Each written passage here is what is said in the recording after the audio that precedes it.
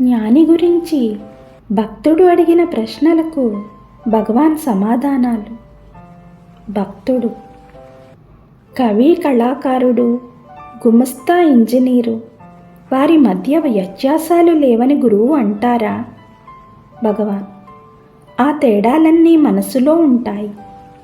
వారి వారి మనోభావాల్ని బట్టి తేడాలు కనిపిస్తాయి.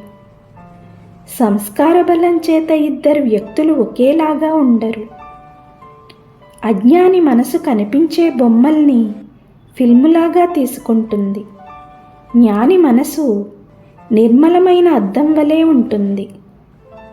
భక్తుడు: ఇక్కడ గురువు ఉన్నారా? భగవాన్: ఎవరు గురువు?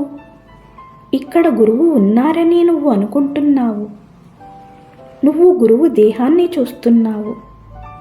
గురువుగారు ఏమనుకుంటున్నారని నువ్వు అనుకుంటున్నావు. తనకు భిన్నంగా ఒక జగత్తు ఉంటే అప్పుడు ఆయన దాన్ని దర్శించి గ్రహిస్తాడు. ఉన్నదంతా చైతన్యమే, చిన్మయమే. చైతన్యం, సత్తా రెండూ వేరు కావు. అవి రెండూ సచ్చిత్. నేను దేహాన్ని గుర్తిస్తున్నాను అని నువ్వు అంటున్నావు. శుద్ధ చైతన్యం దీనికంతకు అతీతంగా ఉంది. అచేతన నుండి శుద్ధ చైతన్యానికి మారడమంటూ లేదు. ఆ రెండింటినీ విడిచి నువ్వు శుద్ధ చైతన్య స్థితి కలిగి ఉండు. భక్తుడు: ఎప్పుడూ కుటుంబానికి సంబంధించిన విషయాలతో వ్యవహారిక వృత్తుల్లో నిమగ్నమై ఆ పనులనే నిర్వర్తిస్తున్న గృహస్థు ఇతర పనులకు కూడా ఆకర్షితుడు అవుతాడు. అతడు ఏ విధంగా శాంతిని అనుభవించగలడు? పనుల నుంచి విరమించుట అతనికి సాధ్యమవుతుందా? భగవాన్: ప్రబుద్ధుడైనట్టి గృహస్థు చూచువాడికి మాత్రమే ఇంటి పనుల్లో నిమగ్నమై ఉంటాడు. బాహ్యంగా అతడు పనులను నిర్వర్తిస్తున్నట్లు కనపడినా అతడు ఏ పనిలోనూ నిమగ్నుడు కాలేదు కనుక అతడు సాక్షాత్కార స్థితిలో ఉంటాడు. బహిర్ముఖ క్రియలు పరమశాంతితో ఉండుటచే ఆటంకాలు కావు. నిరంతర క్రియోన్ముఖం నుండి పూర్తిగా విమోచన కలిగి ఉంటాడు. దీనికంతటకు ఒకటే నిదర్శనం. జ్ఞాని లేక ప్రబుద్ధుడైన వాడు ధర్మ నియమాల మీద ఆధారపడి ఉండడు. అతడు చేస్తున్న పనులు అవి అతని మీద ఆధారపడి ఉండాలి.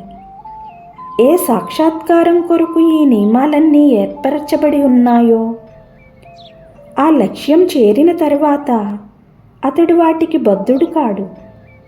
అందుకే అతని ప్రతి పని ధర్మాన్ని నిలుపుటకే అయి ఉంటుంది.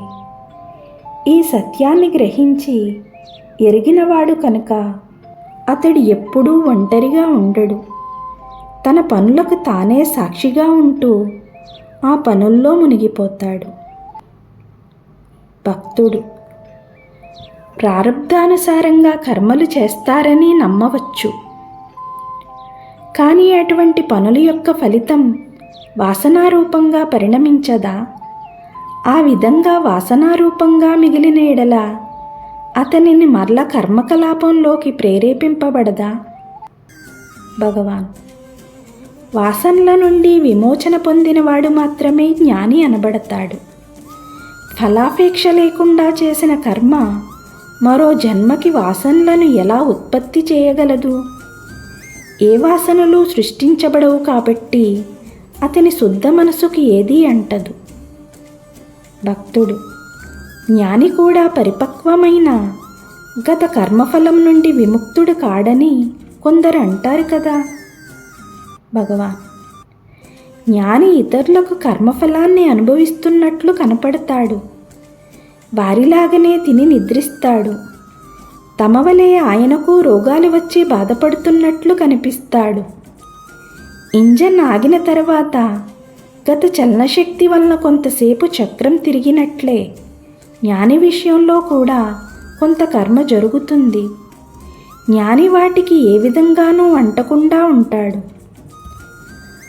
అతనికి కర్తృత్వాభిమానం లేకపోవటం వలన సుఖదుఖాల్ని అనుభవిస్తున్నట్లు తలంచడు.